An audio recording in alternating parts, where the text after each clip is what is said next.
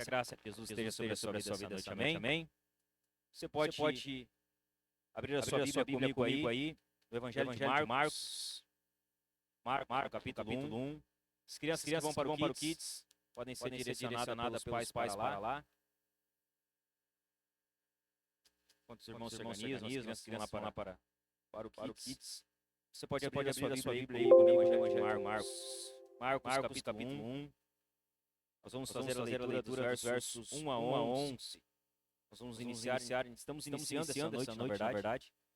Uma série aqui dentro do Evangelho de Marcos. Uma série que nós vamos caminhando aqui domingo, na velocidade do texto, expondo o Evangelho de Marcos, aprendendo sobre as verdades contidas aqui nesse Evangelho. O tema da nossa série é Jesus, o Rei que serve. Então nós vamos falar um pouquinho, não, bastante, na média aí, uns 6 meses mais ou menos, dentro desse Evangelho, aprendendo sobre a verdade das Escrituras e crendo que as Escrituras são poderosas para nos alimentar, para transformar as nossas vidas, para nos ensinar a vontade de Deus para cada um de nós. Marcos, capítulo 1, dos versos 1 a 11. Todos encontraram? Acompanhe a leitura da palavra do Senhor comigo. Princípio do Evangelho de Jesus Cristo, Filho de Deus, como está escrito na profecia de Isaías. Eis que envio o meu mensageiro adiante de você, o qual preparará o seu caminho. Voz do que clama no deserto, preparem o caminho do Senhor, endireitem as suas veredas. E foi assim que João Batista apareceu no deserto, pregando o batismo de arrependimento para a remissão de pecados. E toda a região da Judéia, e todos os moradores de Jerusalém iam até ele. E confessando seus pecados, eram batizados por ele no Rio Jordão. A roupa de João era feita de pelos de camelo. Ele usava um cinto de couro e se alimentava de gafanhotos e mel silvestre. E João pregava dizendo: Depois de mim vem aquele que é mais poderoso do que eu, do qual não sou digno de, curvando-me, desamarrar as correias das suas sandálias. Eu batizei vocês com água. Ele, porém, os batizará com o Espírito Santo. Naqueles dias, Jesus veio de Nazaré da Galileia e foi batizado por João no Rio Jordão. Logo ao sair da água, Jesus viu o céu se abrindo e o Espírito descendo como pomba sobre ele. Então veio uma voz dos céus que dizia: Você é o meu filho amado, em você me agrado. Se você puder, feche os seus olhos aí. Nós vamos orar ao Senhor nesse momento. Senhor, nós te damos graças por mais uma noite podemos estar reunidos como igreja aqui, Senhor. Para ouvir, Senhor, a tua palavra que vai ser aqui nesse momento pregada, Senhor. Te peço, Pai, que no nome de Jesus, Senhor, fale conosco por meio da sua palavra. Exorta-nos, edifica-nos, consola-nos, ensina-nos, Senhor, a tua vontade para nós, a partir da tua palavra, Senhor. Que o Senhor, por meio do seu Espírito, Senhor, conduza a palavra ao coração de cada irmão, de cada visitante que aqui está. Que não haja, Senhor, coração duro, resistente, Senhor, e duro o suficiente, Senhor, para o poder da tua palavra que vai ser aqui pregada. Conduza-nos, Senhor. Que o nome de Jesus possa ser aqui glorificado por mais uma noite. Em nome de Cristo oramos. Amém. Você pode se sentar aí?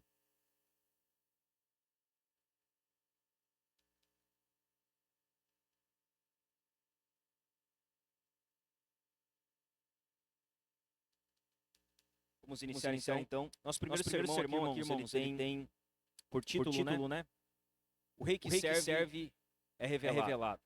Então o Evangelho de Marcos é um evangelho dentre os quatro ali, né? Geralmente é o evangelho mais menos consultado, menos lido. É o menor dos quatro. Tem 16 capítulos, né? Então é o evangelho mais curto. É um evangelho que às vezes nós damos pouca importância para ele. E nós vamos ver aqui, no decorrer dos meses, né? Dentro dos 16 capítulos, que esse evangelho aqui ele tem um lugar importante para a nossa igreja. E ele tem um lugar importante também na história da igreja. Quando nós olhamos os evangelhos ali, você percebe que três evangelhos são semelhantes, né? Mateus, Marcos e Lucas. E João é um evangelho diferente entre os quatro. Esses três evangelhos são chamados de evangelhos sinóticos. E o evangelho de Marcos provavelmente é o evangelho mais antigo entre Lucas, Marcos e Mateus. A história diz, né, que Lucas e Mateus, eles usam o Evangelho de Marcos como consulta para aprofundar aquilo que eles escrevem a respeito de Cristo nos seus evangelhos. Então, para que a gente entenda um pouquinho aqui o Evangelho de Marcos, é importante a gente fazer algumas ponderações iniciais, para que a gente se situe aqui no que está acontecendo dentro do Evangelho de Marcos. Primeiro, o Evangelho de Marcos, ele tem por autor Marcos, óbvio, né? E o Marcos aqui, que é o autor do Evangelho, é João Marcos, que andou com Paulo, que deixou Paulo em meio a uma das suas viagens missionárias. Aquela briga que há entre Paulo e Barnabé, lá em Atos, é por conta desse João Marcos. João Marcos aqui andou com Paulo, andou com Barnabé e andou muito próximo a Pedro. Ele tinha uma forte ligação com o apóstolo Pedro. A tradição da igreja primitiva, ela afirma que Marcos ele era o intérprete de Pedro. Então, quando nós olhamos o Evangelho de Marcos aqui, o que Marcos está fazendo é relatar aquilo que ele ouviu a respeito de Cristo.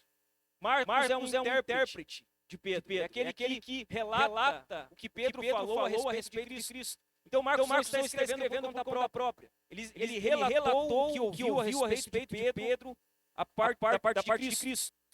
Justino Martin, pai da igreja, ele chega a se referir a esse evangelho como as memórias de Pedro. Então, o Evangelho de Marcos ele está relatando o que Pedro viu, testemunhou, testificou a respeito de Cristo. O propósito do Evangelho de Marcos é mostrar Jesus o Messias, o Filho de Deus e o servo que sofre. Então, há uma expressão bem comum aqui. Em Marcos 10:45, talvez está o texto chave, onde Jesus diz que o homem não veio para ser servido, mas para servir e dar a sua vida em resgate de muitos. Então, o Evangelho de Marcos tem esse propósito. Mostrar que Jesus é o Messias, Filho de Deus, o servo que sofre. Marcos escreve provavelmente para cristãos que estão em Roma. Então, Marcos tem um alvo aqui. O alvo de Marcos são os cristãos romanos. O que explica o fato de ele traduzir e explicar alguns costumes judaicos ao longo do seu relato. Se você já leu os evangelhos, e eu espero que você já tenha lido, talvez você observou que o Evangelho de Marcos não começa com uma genealogia. Mateus começa com uma longa genealogia. Lucas começa com uma longa genealogia e depois contando a história da infância, do nascimento de Jesus, como acontece. Mas Marcos não. Marcos ele não aborda aqui uma genealogia. Diferente dos outros evangelhos, ele não começa com nenhuma genealogia, não fala do nascimento de Jesus. Marcos ele vai direto ao ponto. Ele não enrola muito. É um evangelho curto, condensado e direto. O Evangelho de Marcos é considerado o evangelho da ação. O que você vai ver dentro do Evangelho de Marcos, se você já observou, não tem muito ensino, não tem muitas parábolas, não tem muitos relatos de Jesus ensinando. Você vai ver que Jesus está curando, Jesus está expulsando demônios, Jesus está fazendo milagres seguidamente. O Evangelho de Marcos, ele é direto, objetivo e focado na ação. Por isso, ao longo do livro, nós vemos Jesus sempre em movimento. Quando você olha para o Evangelho de Marcos, Jesus não está parado. Ele está sempre fazendo alguma coisa. Ele está sempre em movimento. Ele nunca está ali estático. A palavra, por exemplo, vai ter uma palavra que é muito comum aqui. Imediatamente. Vai ser repetido várias vezes. Imediatamente. Logo após isso, Jesus foi. Imediatamente, Jesus partiu. A palavra imediatamente aparece diversas vezes, mais de 40 vezes. No Evangelho de Marcos, mostrando um ritmo acelerado na narrativa. Marcos não enfatiza tanto longos discursos, mas as ações de Jesus. Ele apresenta um Cristo ativo, poderoso, que vence a doença, a natureza e os demônios. O tema central aqui do Evangelho de Marcos é Jesus, o Rei que serve. É o centro desse Evangelho. Como o próprio texto declara, o Filho do Homem não veio para ser servido, mas para servir. O Evangelho de Marcos é o Evangelho da ação. É o Evangelho onde Jesus está sempre servindo. Como começa o Evangelho de Marcos? Com uma ação. Marcos é direto. Ele vai direto ao ponto. Ele começa o seu Evangelho não com detalhes, não com explicações longas, mas com um anúncio direto. Marcos mostra, no início do seu Evangelho, três verdades fundamentais sobre a revelação de Jesus como o Rei que serve. Então Marcos ele não enrola muito, ele é objetivo. Ele vai direto ao ponto. Ele já inicia o seu evangelho, não com uma genealogia, não contando a história do nascimento de Jesus, mas indo direto ao ponto, nos mostrando três verdades fundamentais sobre a revelação de Jesus como rei que serve. Nós vamos ver uma a uma dessas três verdades. A primeira verdade que Marcos nos mostra a respeito da revelação de Jesus como rei que serve é que Jesus é anunciado. O rei que serve é anunciado. No verso 1, Marcos ele começa dizendo assim: princípio do evangelho de Jesus Cristo, Filho de Deus. Ele vai direto ao ponto. Ele inicia o seu evangelho, não com uma história, como eu já disse, não com detalhes da infância, não com explicações longas. Ele inicia o seu evangelho com um anúncio. Marcos anuncia o rei. E nesse anúncio do rei, Marcos ele vai nos mostrar algumas verdades fundamentais desse rei que serve e que está sendo revelado. Marcos ele inicia a sua fala, o seu evangelho, com um anúncio. O anúncio de Marcos, em primeiro lugar, ele define claramente quem esse servo e rei que serve é. Ele define claramente quem ele é. Princípio do evangelho de Jesus Cristo, Filho de Deus.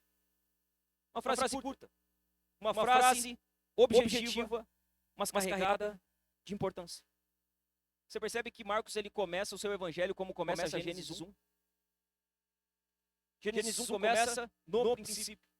Como Marcos começa o seu evangelho? Princípio. Essa palavra princípio aqui, quando ele diz princípio, ele não está falando apenas de um começo cronológico, como quem diz, aqui começa a história. Ele está apontando para o início de algo novo, de uma nova fase, de uma nova realidade que Deus está inaugurando.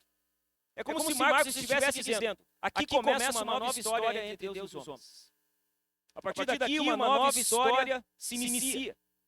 Princípio do evangelho. Ele usa então a palavra evangelho aqui. E essa palavra na nossa mente já está aqui, né? Enraizada. Nós ouvimos sobre o evangelho, falamos sobre o evangelho, conhecemos a palavra evangelho, e talvez conhecemos ela tanto que para alguns de nós ela pode ter se tornado apenas um termo religioso. Apenas um símbolo religioso, algo religioso. Mas naquele tempo ali, em que Marcos está escrevendo, essa palavra era usada para anunciar boas notícias ligadas a reis, vitórias, conquistas e mudanças de governo. Quando nós olhamos para a palavra evangelho, a gente acha que evangelho é uma palavra que ela nasce nas escrituras. Só que essa palavra já era usada antes do Novo Testamento.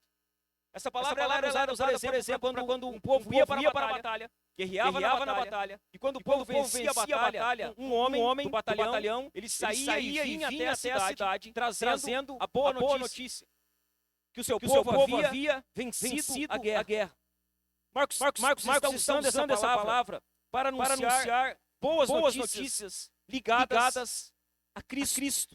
Ele está declarando que há um novo rei chegando e que há uma nova realidade sendo estabelecida a partir da chegada desse novo rei. As boas novas, irmãos, que Marcos anuncia se referem a Jesus Cristo. Princípio do evangelho de Jesus Cristo, Filho de Deus. Essa é a boa notícia que Marcos anuncia. Para Marcos, irmãos, o evangelho é mais do que um conjunto de verdades. Para Marcos, o evangelho é mais do que um conjunto de crenças. Para Marcos, o evangelho é uma pessoa. É o evangelho de Jesus Cristo, o Filho de Deus. Para Marcos, o evangelho vai mais de algo teórico. O evangelho é uma pessoa, é o Cristo. É o evangelho de Jesus Cristo. E Marcos trata logo aqui no primeiro versículo de deixar claro quem Jesus é. Ele diz, princípio do evangelho de Jesus Cristo, Filho de Deus. Ele está identificando quem Jesus é. Ele está dizendo, esse evangelho é de Jesus, ou seja, um homem real, um homem histórico, um homem que entrou no tempo. É o evangelho de Jesus Cristo, ou seja, o Messias, o ungido de Deus. Ele identifica quem Cristo é. Ele é o Filho de Deus. Ele está dizendo, esse Jesus aqui não é apenas um enviado. Esse Jesus, ele não é apenas mais um profeta. Ele é o Filho de Deus, aquele que foi esperado por gerações. Ele é o Filho de Deus, da mesma natureza de Deus. O que Marcos está dizendo aqui, irmãos, é aquilo que o concílio de Nicéia, em 325 depois de Cristo, declarou, falando a respeito do Pai e do Filho, dizendo que o Pai e o Filho, eles são coiguais, coeternos e consubstanciais. Que o Filho é da mesma natureza do Pai, que assim como o Pai é Deus, o Filho também é Deus. Marcos identifica Jesus dizendo, ele é Jesus, um homem, o Cristo, o Messias, o Filho de Deus, da mesma natureza do Pai. Observe que antes de qualquer milagre acontecer, que antes de qualquer multidão se formar, que antes de qualquer ensinamento ser ouvido, Marcos anuncia quem é o rei que serve. Antes de qualquer coisa acontecer, Marcos está dizendo, esse Jesus, o Cristo, o Filho de Deus, ele é o rei que serve. Ainda, irmãos, que muitos tentem redefinir quem Jesus é, a verdade é que isso é impossível. Jesus é o Filho de Deus, que veio ao mundo para morrer por nossos pecados. E aqueles que creem nele têm os seus pecados perdoados. Mas aqueles que não creem nele, eles não encontram perdão para os seus pecados. O anúncio de Marcos é um anúncio que define claramente quem ele é. Em segundo lugar, o anúncio de Marcos é um anúncio que está enraizado nas Escrituras. Observe o que Marcos diz.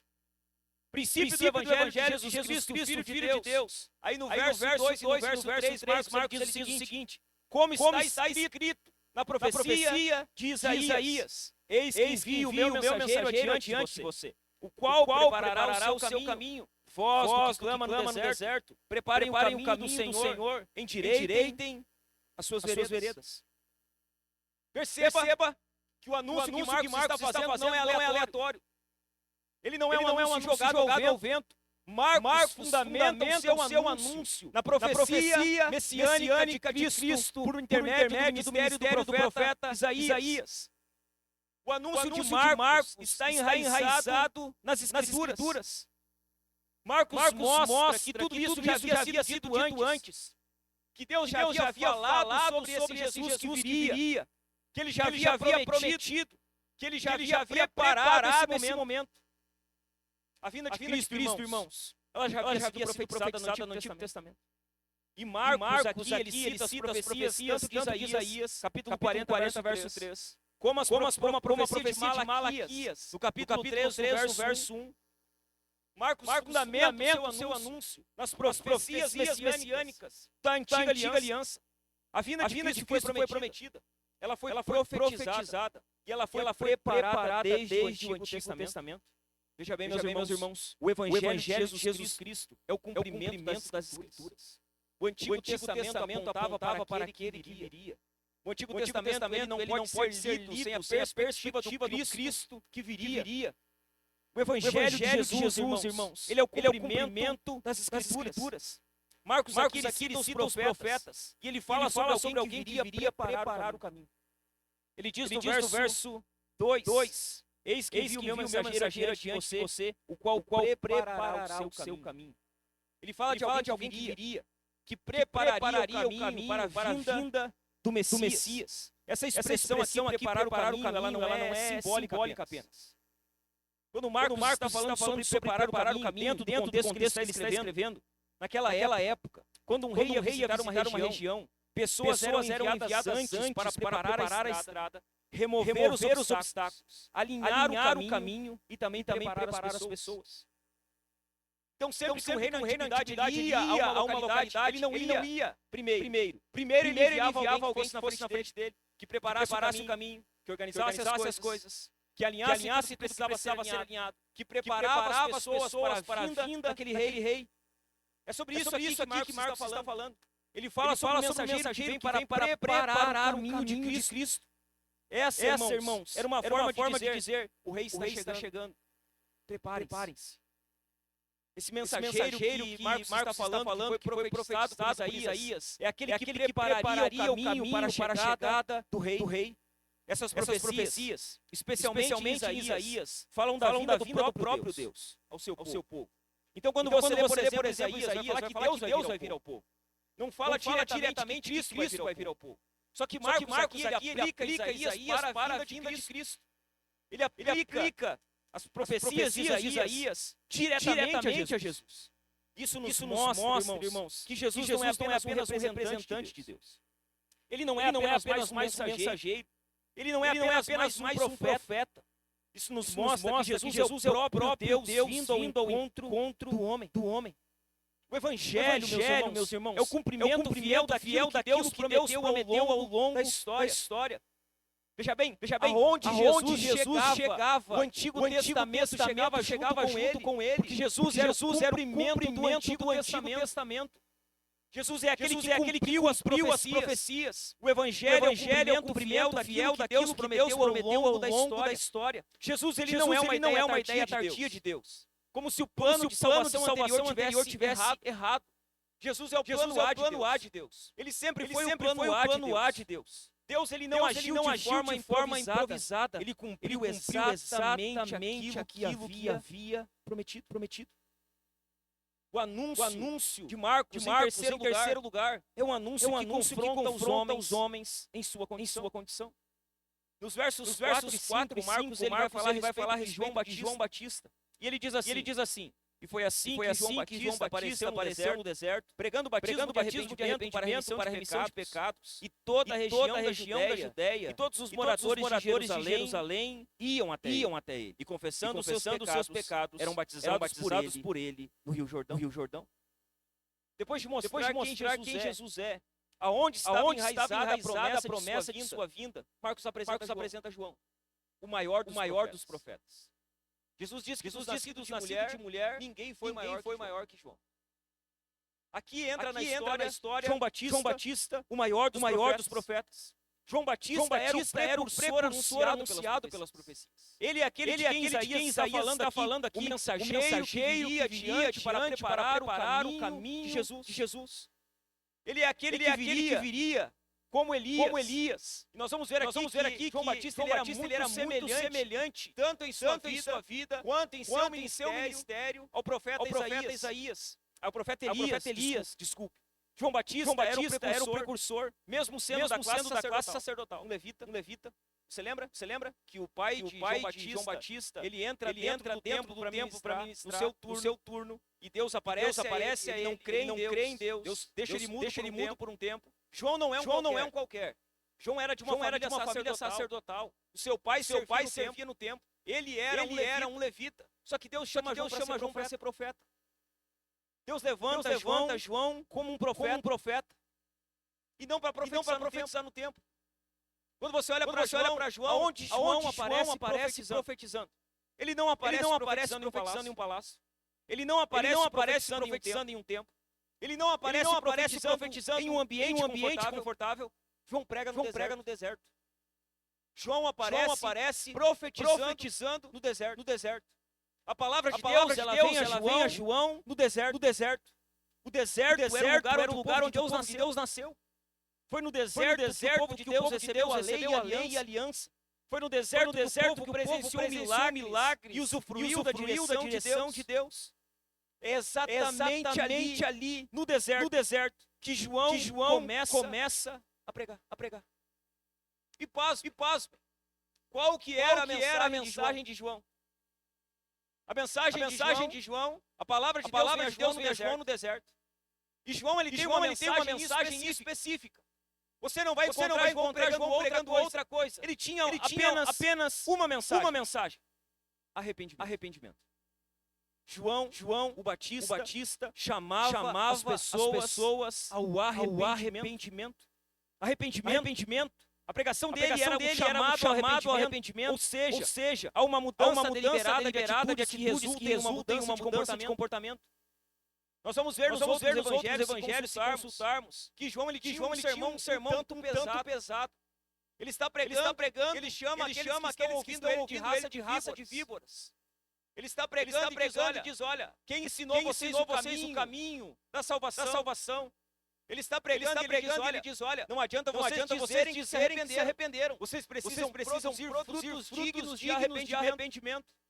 João está pregando e ele tem uma mensagem, um chamado ao arrependimento. Você lembra como terminou a vida de João? João terminou sem cabeça. Ele foi decapitado. João ele confrontava o pecado de Herodes Antipas, que havia tomado a esposa do seu irmão Filipe. E João pregava para ele que não era lícito para Herodes tomar a esposa do seu irmão como sua esposa. João era um homem que pregava uma mensagem direta, objetiva, um chamado ao arrependimento.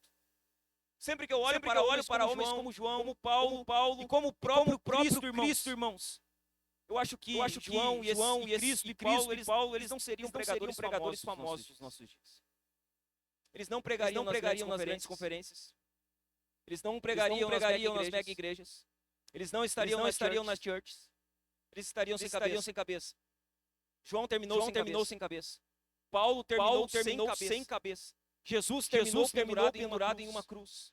A mensagem de João não era uma mensagem tranquila. Ele não tinha uma mensagem leve. João não tinha uma mensagem motivacional. João não tinha uma mensagem que massageasse o ego das pessoas. Era uma mensagem direta, confrontadora, que chamava a mudança e exigia uma resposta. A mensagem de João era direta, se arrependam porque está próximo. Cristo está vindo, o reino do céu se aproxima. Era uma mensagem direta. João não massageava ninguém.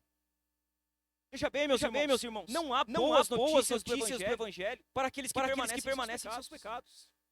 O Evangelho é uma boa notícia, irmãos, para quem se arrepende. O Evangelho é uma boa notícia para quem abandona os seus pecados. O Evangelho é uma péssima notícia para quem ouve e permanece nos seus pecados.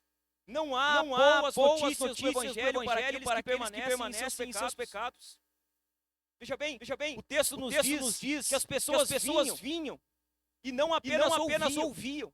Elas confessavam seus pecados e eram batizadas.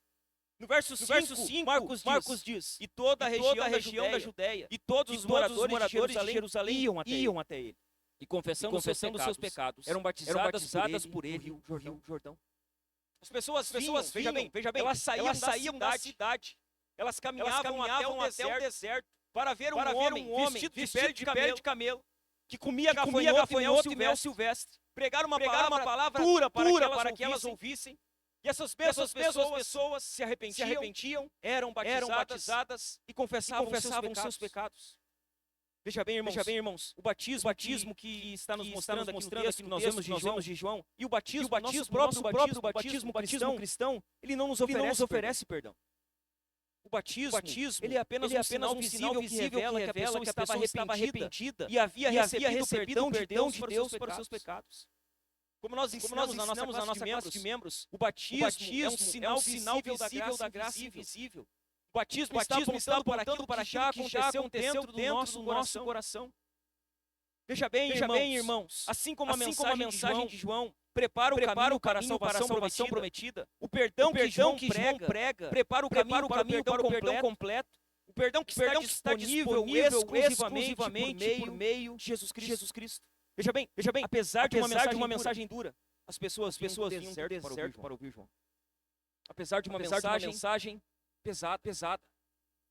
O anúncio de Marcos em quarto lugar estabelece a superioridade absoluta de Jesus. Dos versos 6 a 8, o texto nos diz assim: a roupa de João era feita de camelo, e ele usava um cinto de couro, se alimentava de gafanhotos e mel silvestre. E João pregava dizendo: depois de mim vem aquele que é mais poderoso do que eu, do qual não sou digno de curvando-me, desamarrar as correias das suas sandálias. Eu batizei vocês com água, ele porém os batizará com o Espírito Santo.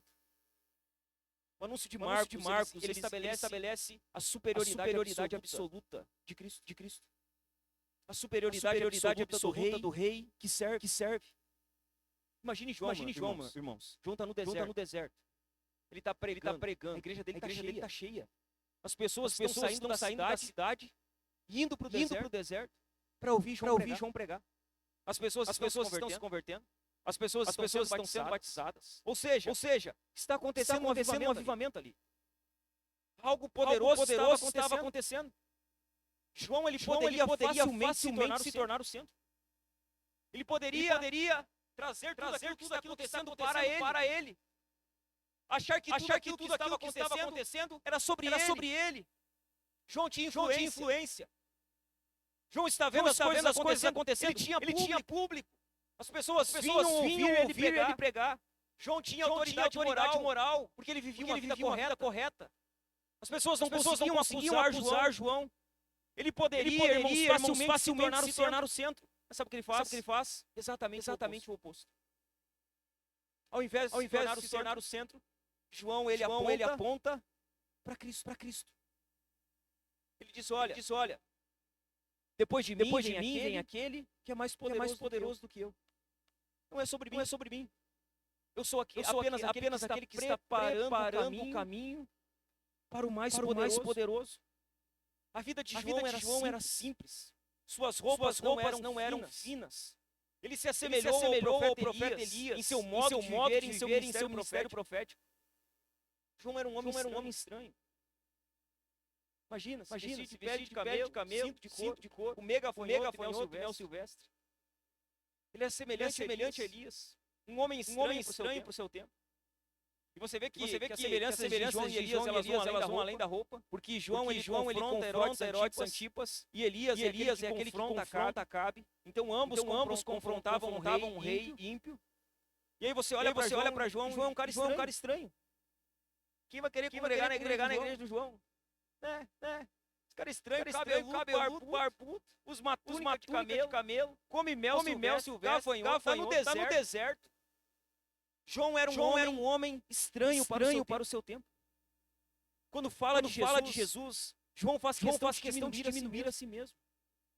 Ele fala de Jesus, sabe o que ele faz? Ele diminui a si mesmo. Ele diz, tem um que é mais poderoso do que eu. Tem um que é maior do que eu. João era o maior dos profetas. Jesus disse que não houve nenhum profeta maior do que João. Ele foi o maior dos profetas. Mas Jesus, irmãos, é de uma ordem de grandeza diferente. Jesus é o Filho de Deus, cheio e dirigido pelo Espírito. Apesar da importância da sua missão, João é humilde. Ele é humilde, ele diz, olha, não sou digno de desamarrar as correias das sandálias dos pés dele. Sou um homem digno. Quando ele fala isso na segunda parte do verso 7, que ele diz, não sou digno de curvando-me desamarrar as correias das suas sandálias. Desamarrar as correias das sandálias de alguém era um serviço de um servo. Mas não de um servo judeu. Um servo gentil. Era o pior dos serviços. E João diz, olha, eu não sou digno de fazer o pior dos serviços. Ele é maior do que eu. João era um homem humilde. Quando fala de Jesus, ele diminui a si mesmo. Veja bem, irmãos. Naquele contexto, a tarefa de João diz ser indigno de fazer era de um escravo. De um escravo qualquer. Do nível mais baixo. João sabia quem ele era. João sabia quem Jesus era. E por isso que quando ele se encontra com Jesus, ele faz questão de se colocar no lugar dele. Eu sou indigno.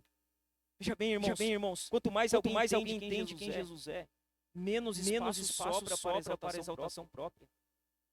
Quanto mais nós compreendemos quem Jesus é, menos nós nos exaltamos a nós mesmos.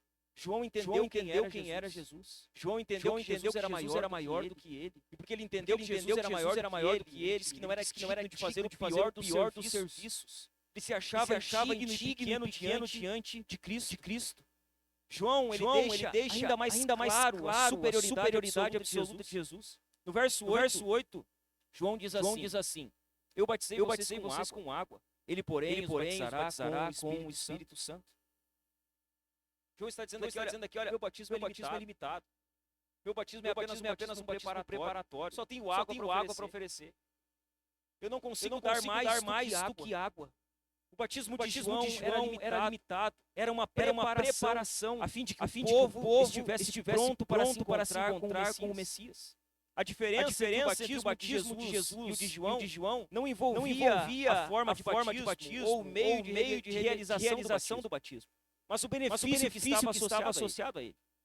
O batismo de João era o mesmo de Jesus, batizavam por imersão, mergulhavam as pessoas na água. Ambos associavam o perdão ao arrependimento de pecados. Ambos associavam o batismo ao perdão de pecados. Mas João, irmãos, ele estava apontando adiante para o dia em que o mais poderoso traria consigo a chegada da nova era do Espírito, como a garantia do reino de Deus. Ou seja, João sabia que às vezes nós não sabemos, que o ministério dele era limitado. Era como se ele estivesse dizendo, olha, eu posso ir até aqui, além daqui não.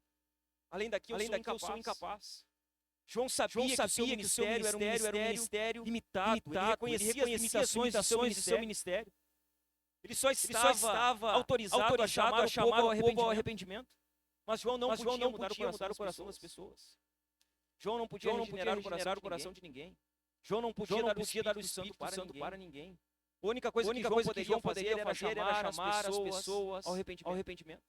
Era clamar a elas que elas se arrependessem. Não podia mudar os corações. Ele não podia satisfazer os anseios espirituais de seus ouvintes. Ele não tinha poder de conceder o Espírito Santo, porque somente Jesus tem poder para isso. Ele diz, olha, eu posso ir até aqui, eu posso dar água, eu posso chamar vocês ao arrependimento, mas somente Jesus pode dar o Espírito para vocês. Somente Jesus pode transformar o coração de vocês. Somente Jesus pode satisfazer os anseios do coração de vocês. João conhecia as limitações do seu ministério. Quando João fala sobre estar com o Espírito Santo aqui, há sempre uma compreensão errada dessa expressão. Geralmente as pessoas quando falam sobre batismo no Espírito Santo ou batismo com o Espírito Santo, eles ligam esse batismo a uma segunda experiência. E geralmente isso está ligado com uma experiência conhecida como falar em línguas. Então geralmente as pessoas dizem que quem é batizado com o Espírito Santo são pessoas que falam outras línguas. Só que quando nós olhamos para as Escrituras, não está ligado a isso. O batismo no Espírito Santo aqui não tem a ver com uma segunda experiência ou com uma segunda bênção. O batismo no Espírito Santo tem a ver com a colocação do crente no corpo de Cristo, com regeneração. Olha o que diz. 1 Coríntios, no capítulo 12, no verso 13.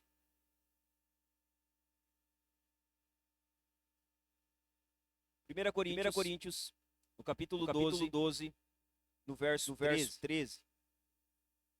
Diz assim: Pois em um só Espírito, todos nós fomos batizados em um só corpo, quer judeus, quer gregos, quer escravos, quer livres, e a todos nós foi dado de beber de um só Espírito. Veja bem, pois em um só Espírito, todos nós fomos batizados em um só corpo. Então Paulo liga batismo no Espírito Santo a ser introduzido no corpo de Cristo, a salvação, a regeneração. E observe que Paulo não diz que algumas pessoas recebem esse batismo. Paulo ele diz que em um só Espírito todos nós fomos batizados em um só corpo, quer judeus, quer gregos, quer escravos, quer livres. Veja bem, irmãos, o batismo no Espírito Santo, ele não pode ser interpretado como uma referência de uma segunda etapa que ocorreria na vida cristã. Não pode ser interpretado como algo que acontece depois da salvação. Então algumas pessoas pensam assim, quem foi batizado com o Espírito Santo é porque tem o Espírito Santo. E quem não foi batizado com o Espírito Santo? Então é porque não tem o Espírito Santo. Só que veja como isso é algo desconexo. Para que alguém se converta, é preciso que tenha o Espírito Santo. E sem o Espírito Santo, ninguém se converte. Ou seja, todos aqueles que creram em Cristo, eles têm o Espírito de Deus habitando dentro de si. Independente de uma segunda experiência, de uma terceira experiência, de uma quarta experiência.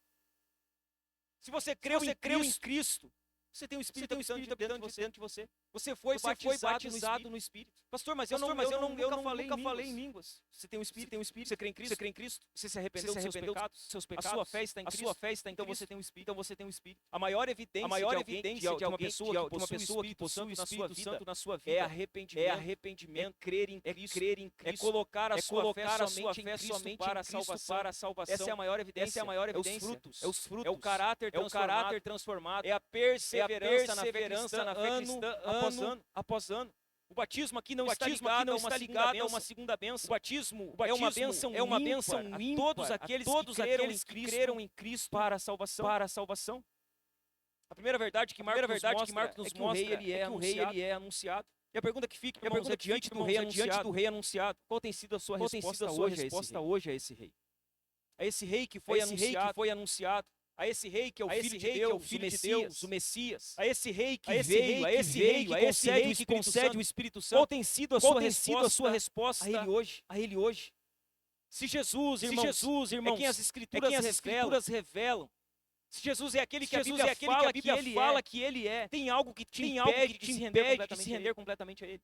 Tem algo que te impede de se dobrar plenamente a Cristo. Você é alguém inteiramente rendido a Cristo hoje. A sua vida ela é inteiramente rendida a Jesus. Ou ela é parcialmente rendida. Ou ela é rendida em algumas áreas. Se Jesus é realmente quem a Bíblia diz que ele é, e ele é, tem algo que te impede de se render completamente a ele. Qual a área da sua vida, irmão, hoje, que precisa de arrependimento? Qual a área da sua vida hoje que precisa de arrependimento real diante de Deus? Em que área você precisa se arrepender? Qual o pecado que você precisa abandonar?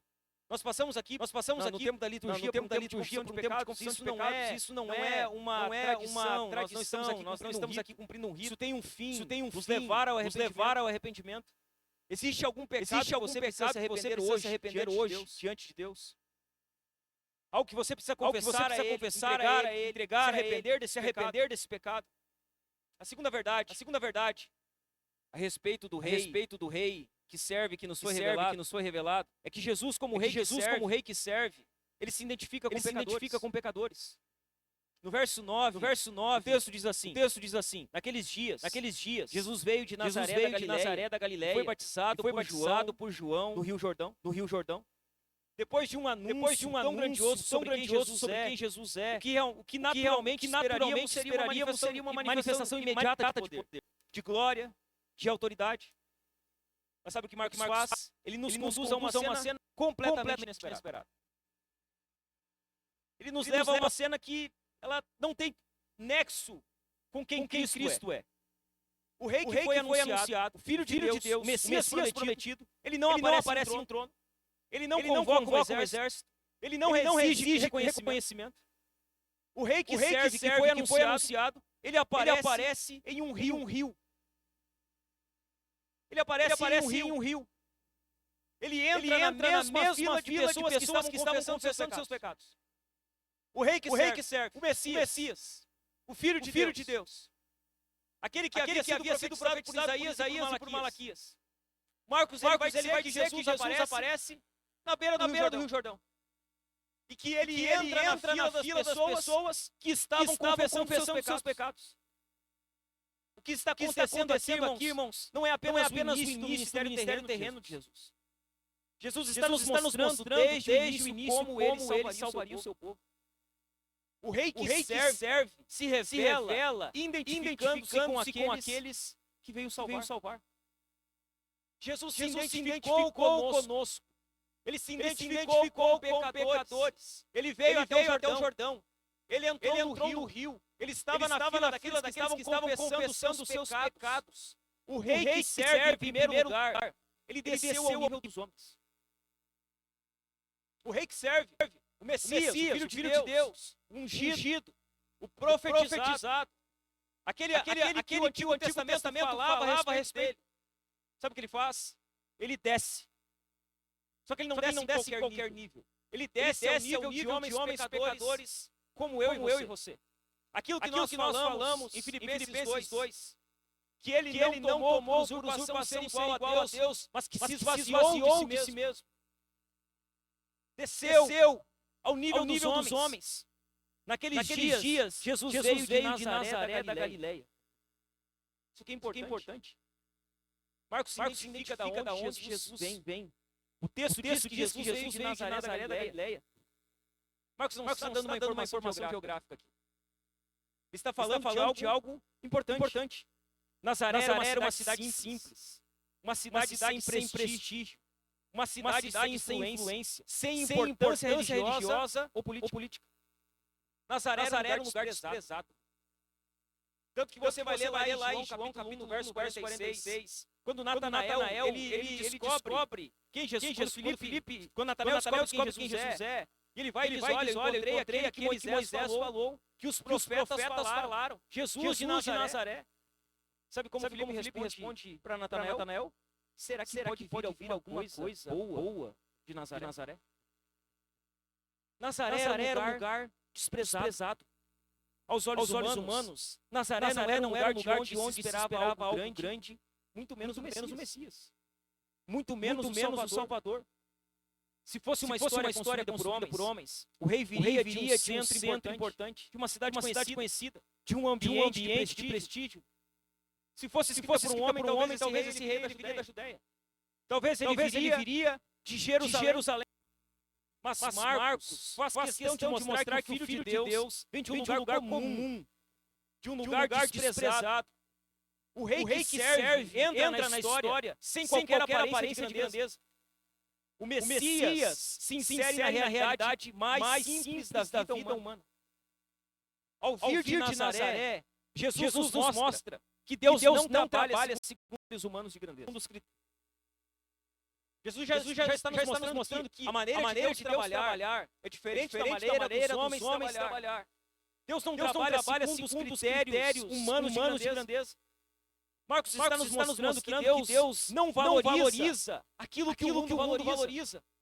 Jesus vem de uma cidade desprezada.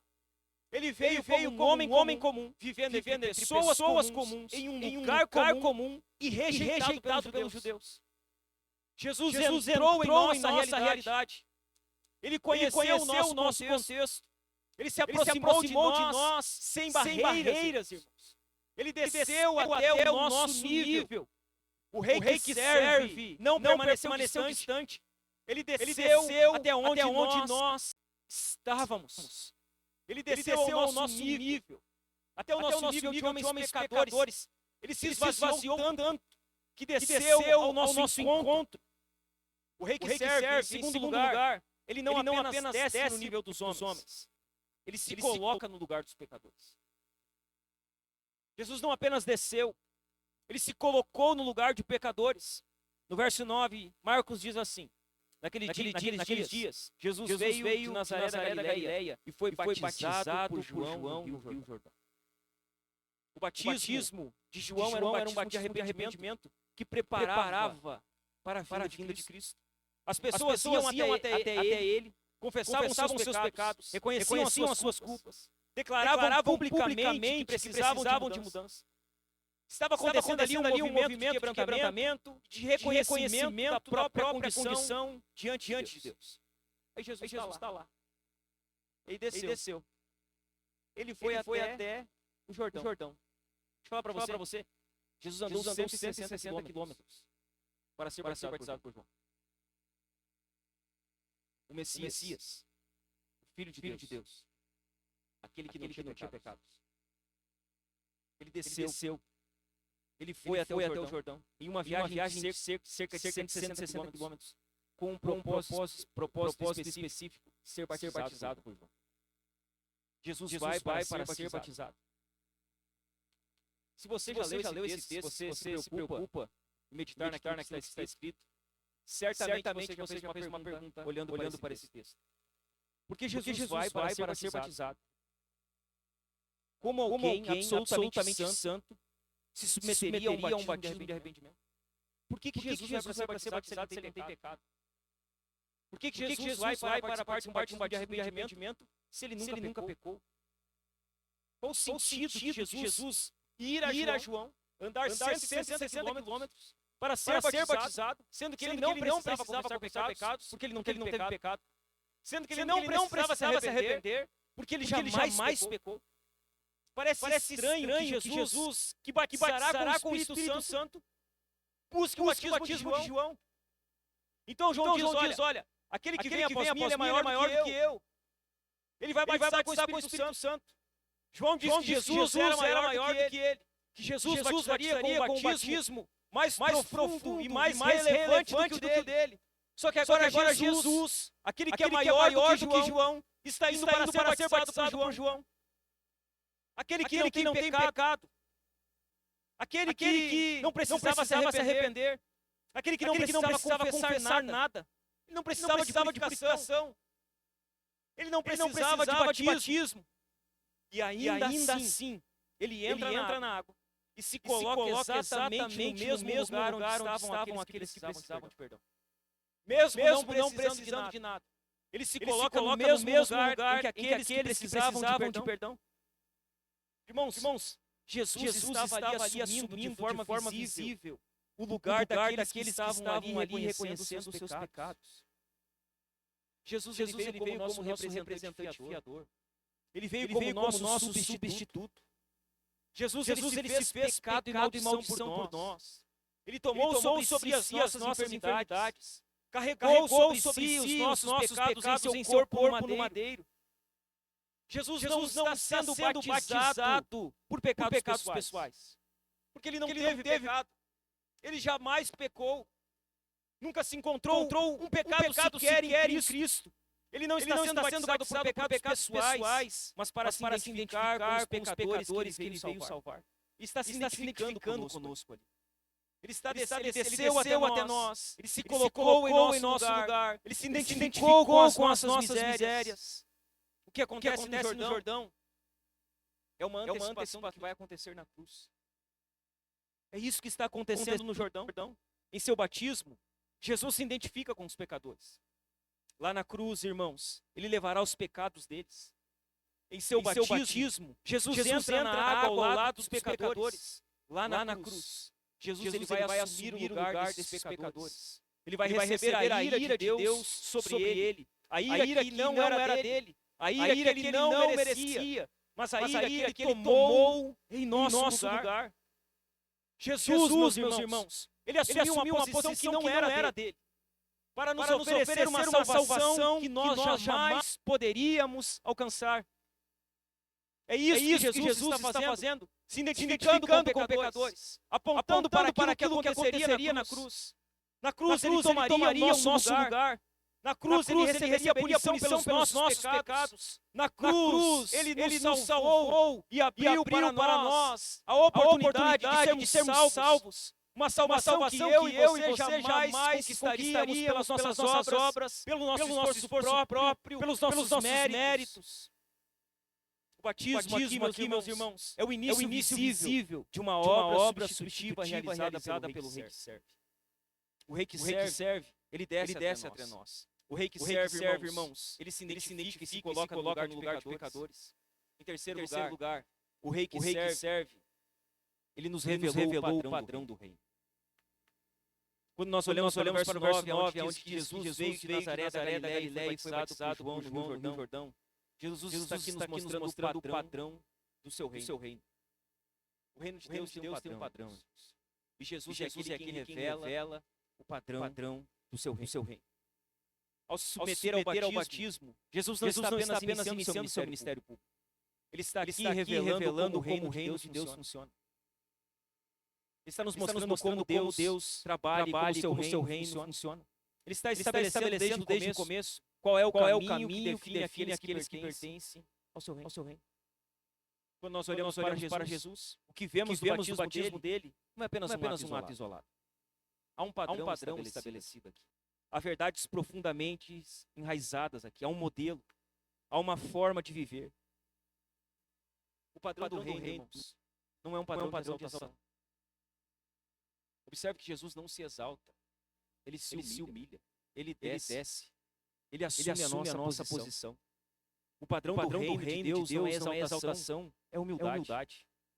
padrão do reino de Deus não é autopromoção, é submissão.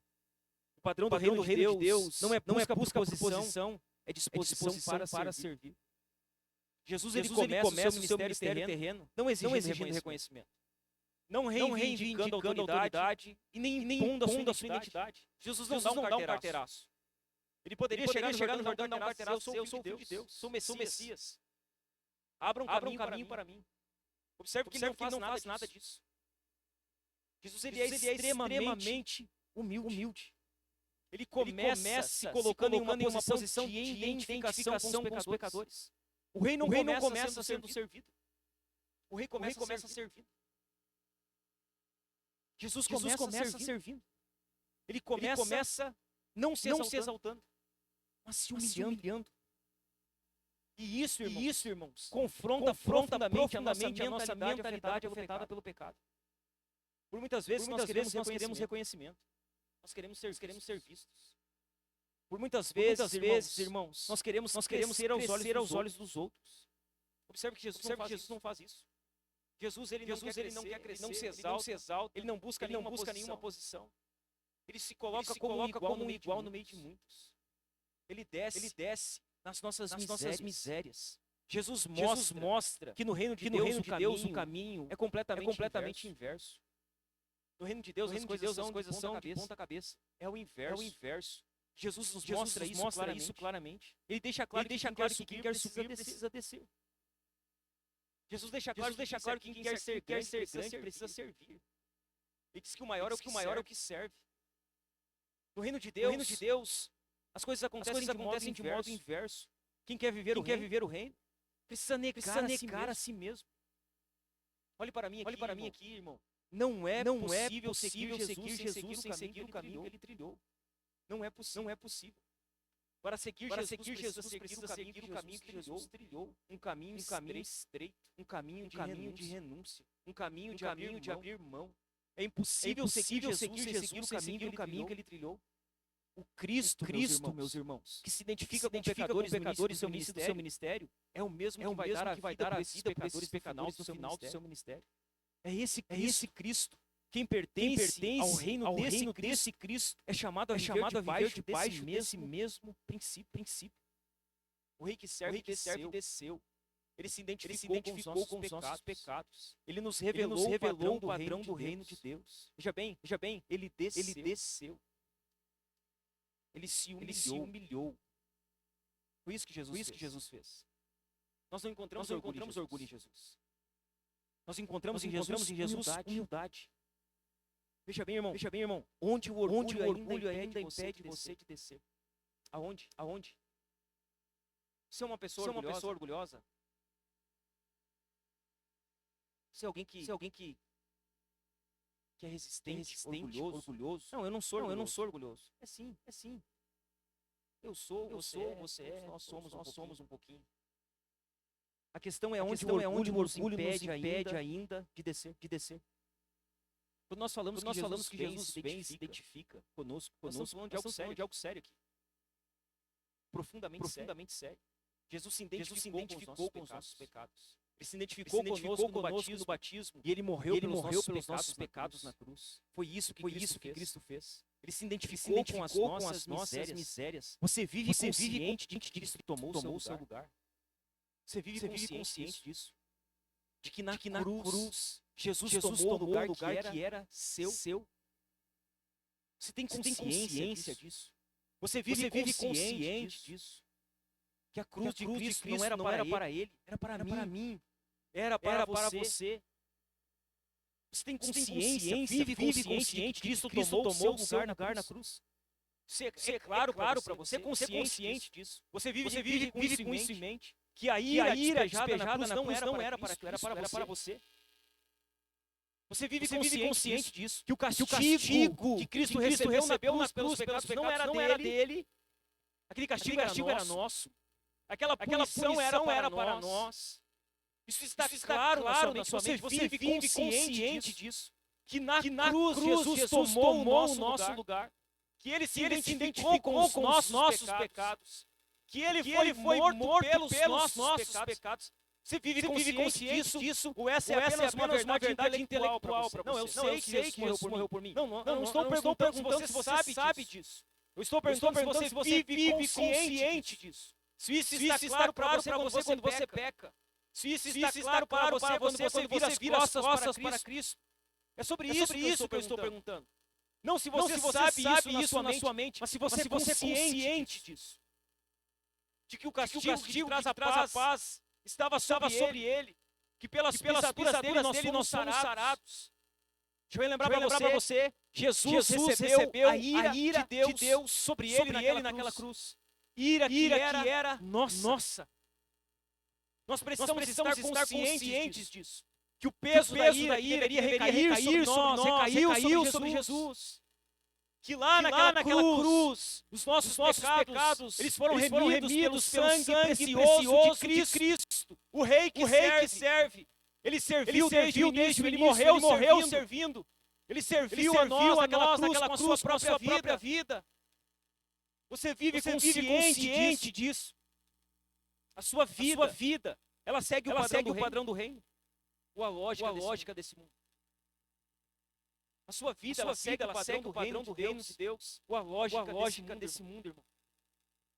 Uma terceira verdade importante sobre o rei revelado é que Jesus, como rei que serve, ele é aprovado pelo Pai. Os versos 10 e 11, Marcos nos diz, logo após o batismo de Jesus, logo ao sair da água, Jesus viu o céu se abrindo, o Espírito descendo como pomba sobre ele. Então veio uma voz dos céus que dizia: Você é o meu filho amado, em você me agrado. Veja bem, o Jesus, como rei que serve, ele foi aprovado pelo Pai. Quando ele sai do céu, se abre, Deus Pai fala, dizendo: esse aqui é o meu filho, me agrado dele. Deus tinha prazer no seu filho. Ele tinha prazer em Jesus. Depois de se identificar com pecadores e assumir desde o início a posição de servo, acontece algo extraordinário no batismo de Jesus. O texto nos diz que ao sair da água se abre em uma intervenção divina, um rompimento no curso normal das coisas acontece. Você sabe, que há um período interbíblico ali, intertestamentário, em que Deus ele calou e não falava. Deus ele só volta a falar em João Batista. Deus se calou a um silêncio de Deus. Agora que o Filho de Deus está saindo, sabe o que Deus está fazendo? Ele está falando. O céu se rasga, Deus fala, esse é o meu filho amado. O Deus que estava em silêncio ali por 430, 450 anos, ele volta por intermédio do ministério do profeta João Batista. Ele volta a falar diretamente ao Filho em seu batismo. Exatamente no momento em que Jesus se coloca no lugar dos pecadores, o céu se abre. E ao se abrir os céus, Deus manifesta publicamente a sua aprovação sobre seu Filho. Marcos vai falar sobre essa aprovação do Pai ao Filho. E ele vai nos dar aqui três evidências claras dessa aprovação. A primeira evidência clara da aprovação do rei pelo Pai: o Espírito desceu sobre Jesus. Diz que o céu se abre logo ao sair da água, Jesus se abrindo e o Espírito descendo sobre Jesus.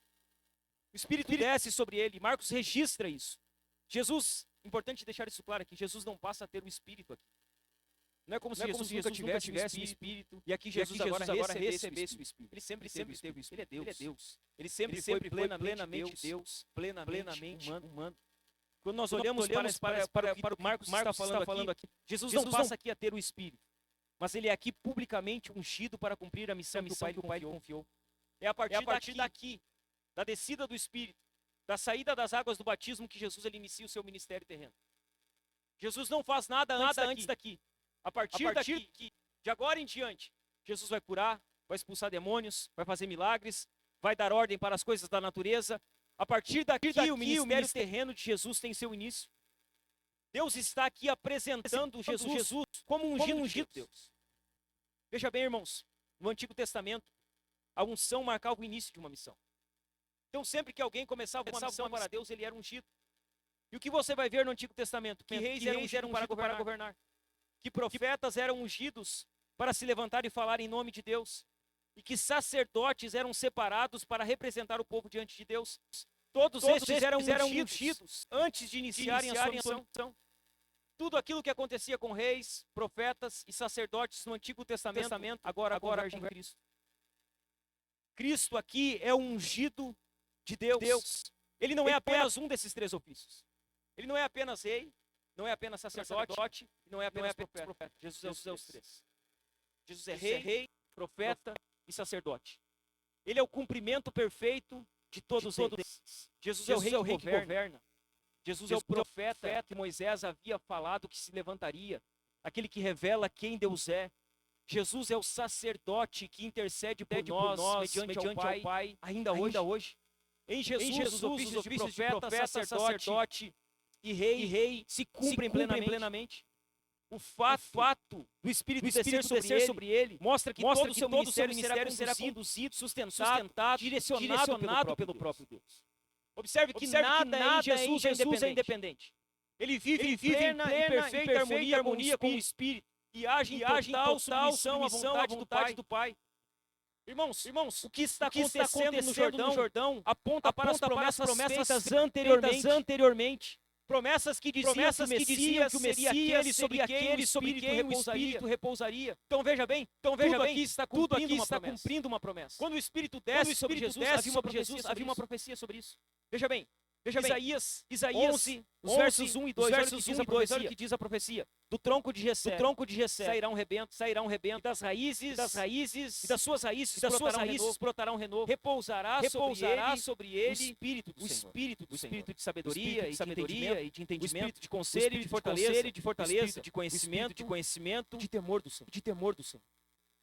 Você vai ter aquele texto famoso que Jesus fala, após ler o rolo de Isaías na sinagoga, o Espírito do Senhor Deus está sobre mim. Isso é uma profecia de Isaías. As profecias apontavam que sobre aquele que o Espírito descesse, esse era um ungido e o Messias de Deus. É isso que está acontecendo no Jordão. O cumprimento das profecias. O que está acontecendo no Jordão é uma confirmação das promessas a respeito do Messias. Jesus é o Messias prometido. Ele é o rei que foi anunciado. É aquele que veio cumprir tudo que Deus havia estabelecido. Uma segunda evidência que Marcos nos mostra é que além do Espírito descer sobre Jesus, o Pai declara quem ele é. No verso 11, na primeira parte, Marcos diz assim: Então veio uma voz dos céus que dizia: Você é o meu filho amado. Depois da manifestação visível do Espírito, vem uma declaração audível. O Pai fala. E quando o Pai fala, sabe o que ele diz? Esse aí é o meu filho amado. Ele declara quem Jesus é. Ele declara a afeição que tinha pelo seu filho. Deus Pai, ele declara quem Jesus de fato é. O Pai não fala de forma genérica, indireta. Ele fala diretamente ao Filho. E ao fazer isso, ele afirma publicamente a identidade de Jesus. O Pai deixa claro, esse aí é o meu filho. Ele deixa claro, está vendo que o Espírito desceu sobre ele? Ele é o Filho de Deus.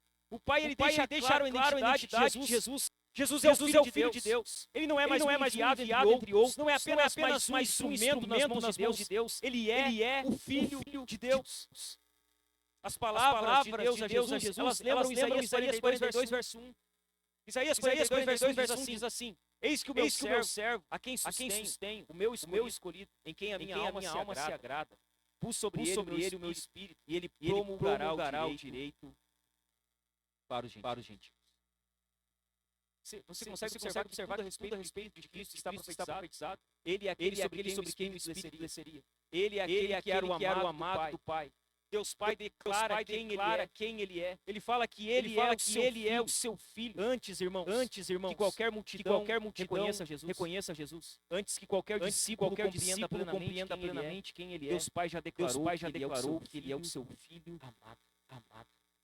O Filho amado do Pai. A identidade de Jesus não depende da opinião dos homens. Ela independe do que as pessoas pensam. Mas é que Jesus, ele era um homem, ele era um profeta. Para mim Jesus interessa o que as pessoas dizem a respeito de Jesus. O que interessa é o que o Pai diz a respeito de Jesus. E o que o Pai diz a respeito de Jesus, e ele é o seu filho amado. que ele é o Filho de Deus. Uma terceira evidência que nós vemos aqui é que o Pai afirma que tem o seu prazer em Jesus. Então veio uma voz dos céus que dizia: Você é o meu filho amado, em você me agrada. Além de declarar que Jesus é o seu filho amado, o Pai afirma que todo o seu prazer, aprovação e satisfação estão no seu filho. O Pai tinha todo o seu prazer em Cristo, toda a sua satisfação em Cristo. Ele tinha toda a sua aprovação em seu filho. O Pai declara publicamente que se agrada do filho. E isso é extremamente significativo. Deus não está dizendo assim: eu me agrado de você depois que ele cumpriu a sua obra na cruz. Ele está falando que se agrada do filho antes que tudo acontecesse. Antes que o milagre fosse feito. Antes que pessoas fossem ressuscitadas. Antes que as tempestades fossem silenciadas. Antes que Jesus morresse na cruz. O Pai já está dizendo: esse é o meu filho amado, e eu tenho prazer, satisfação nele. Eu me agrado de quem ele é. Antes de qualquer milagre, antes de qualquer obra visível, Jesus já é plenamente aprovado pelo Pai. A aceitação do Filho não está baseada no que ele faz. Está baseada em quem ele é. O Filho vive em perfeita obediência, em perfeita comunhão, expressa perfeita santidade. O Filho agrada completamente ao Pai. Veja bem, irmãos, essa verdade aqui, ela não se limita a Jesus. Ela aponta para nós. O que Marcos está falando aqui aponta diretamente para nós. Toda a nossa aceitação, irmãos, ela está em Cristo. Nós somos aceitos por causa de Cristo. Somente por causa de Cristo. Toda a nossa aceitação diante de Deus está ligada a Cristo. Nós não fomos aceitos por nós mesmos. Nós não fomos aceitos porque fizemos uma oração. Nós não fomos aceitos porque usamos o livre-arbítrio. Nós não fomos aceitos porque vivemos um apelo à frente da igreja. Nada disso. Nós fomos aceitos porque fomos aceitos nele. Jesus é o Filho amado por natureza. Nós, irmãos, nos tornamos filhos por adoção por meio dele. Nós somos filhos de Deus por meio de Cristo. Adotados por Deus por intermédio de Cristo. Nossa segurança, irmãos, ela não está em nosso desempenho. Ela está na perfeição do Filho. Sabe por que nós estamos seguros em nossa salvação? Não porque nós somos bons e porque nós somos plenamente santos. Se dependesse de nós, nós perderíamos a nossa salvação a todo momento. A nossa segurança não está em nós. Não está em nosso desempenho. A nossa segurança está na perfeição do Filho. Veja bem, fora do Filho não há aprovação. Não há. Fora do Filho não há acesso a Deus. Não há como ir a Deus sem Filho. Não há como ter salvação sem Filho. Fora do Filho, irmãos. Fora do Filho não há reconciliação. Sem o Filho nós somos inimigos de Deus. Sem o Filho nós ainda permanecemos debaixo da ira de Deus. Sem o Filho nós permanecemos rebeldes a Deus. Fora do Filho não há aprovação, não há acesso a Deus, não há reconciliação. Mas em Cristo há aceitação para as nossas vidas. Em Cristo há relacionamento restaurado com Deus Pai. Em Cristo e somente em Cristo, o favor de Deus está sobre a nossa vida. É porque estamos em Cristo, que estamos seguros. Quando Jesus saiu das águas, o céu se abriu, o Espírito desceu sobre o Filho de Deus ali. Ali estava o Deus triuno. Ali estava a Trindade, referendando o ministério de Jesus. Veja bem, irmãos, Jesus é alguém que foi cheio do Espírito Santo, guiado pelo Espírito Santo, dirigido pelo Espírito Santo em todo o seu ministério, o seu serviço hoje, o seu serviço hoje, ele é conduzido pelo Espírito ou pelo esforço próprio? A sua vida hoje ela é dirigida pelo Espírito ou pelas suas vontades? Pelo que a sua vida é dirigida? Pela vontade de Deus ou pela sua vontade? Aquilo que você faz para Deus, você está fazendo para Deus conduzido pelo Espírito? ou apenas por esforço próprio. Jesus era conduzido, dirigido pelo Espírito. Mas e você? E eu? Nós estamos sendo dirigidos pelo Espírito? Nós estamos sendo guiados pelo Espírito, como Romanos diz?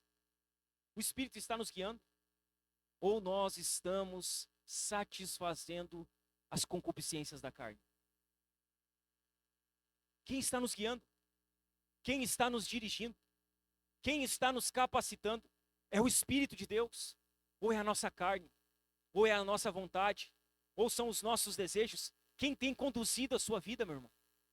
Quem tem conduzido o seu serviço, o Espírito ou o seu esforço próprio?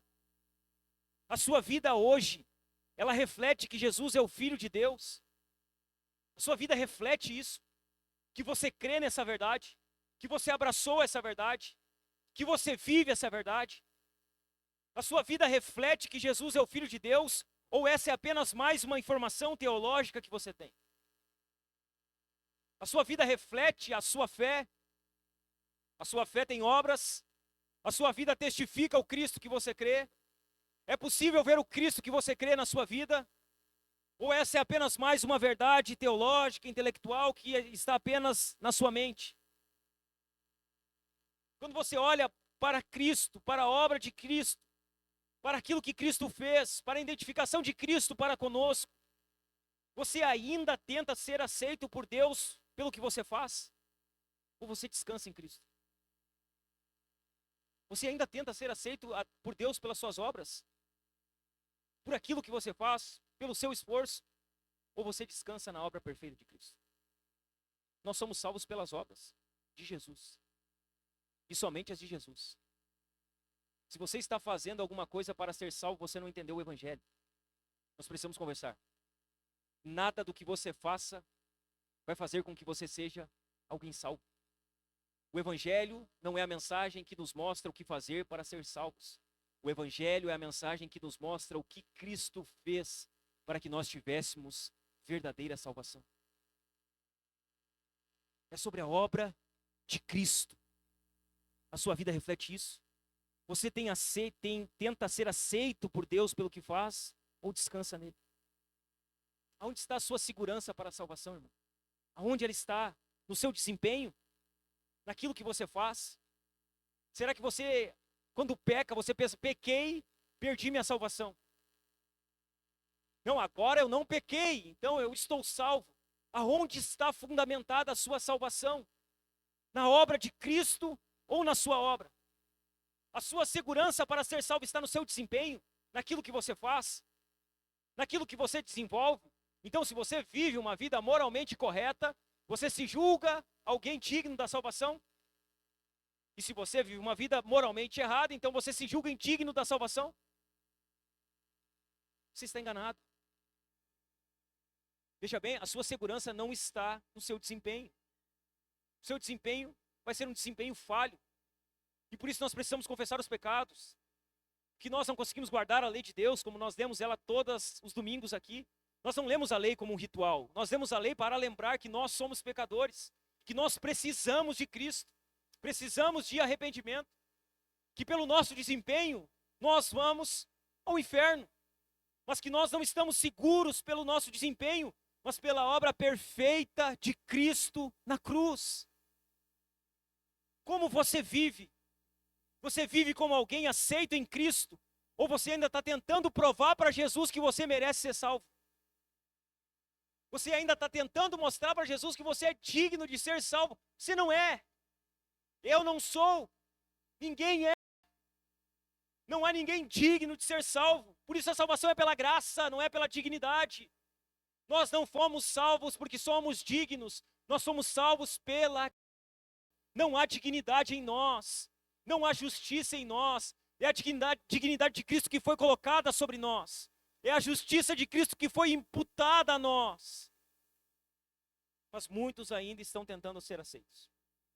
Não, pastor, eu não acredito nesse negócio de que salvação não se perde. Eu acredito que salvação se perde. Se você acredita que a salvação se perde, boa noite para você. Você está perdido. Se você não está perdido, você vai se perder ainda hoje. E se você não se perder ainda hoje, não vai passar de amanhã. Se a sua segurança para a salvação está em você, você pode ter a certeza que você vai perder a sua salvação. Mas a nossa segurança não está em nós, irmãos. Ela está em Cristo, na sua obra, na sua graça, na sua justiça. Está nele. Eu encerro aqui, irmãos, com algumas aplicações práticas. 4 aplicações práticas para as nossas vidas diante desse primeiro sermão.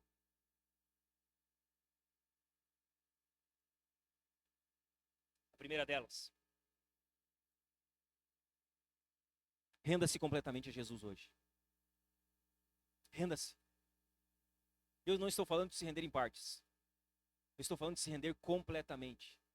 Renda-se completamente a Jesus hoje. Se você está aqui hoje, ouvindo esse sermão nesse exato momento, renda-se a Jesus completamente.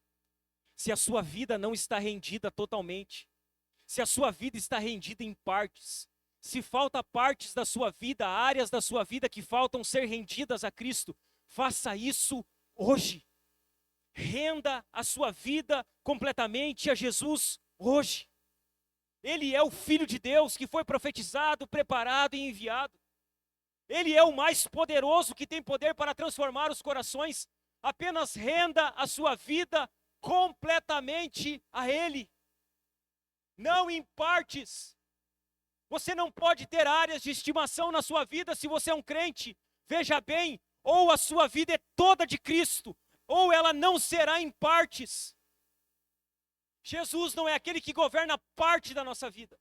Ele não é aquele que governa parte do nosso coração. Ou ele governa tudo, irmãos, ou ele não governará nada. Renda-se. Renda a sua vida hoje. Renda a sua vida completamente a Jesus hoje. Uma segunda atitude prática: arrependa-se e confesse os pecados que você já sabe que precisa abandonar. Arrependa-se. Nós tivemos aqui um momento de confissão e arrependimento, e talvez você levou isso como um ritual da igreja, ou isso apenas como algo litúrgico. Você não confessou o seu pecado. Você não colocou o seu coração na confissão. Você não abriu o seu coração para Deus no momento da confissão privada, mas você tem a oportunidade agora. Arrependa-se. Arrependa-se. O evangelho é um chamado ao arrependimento.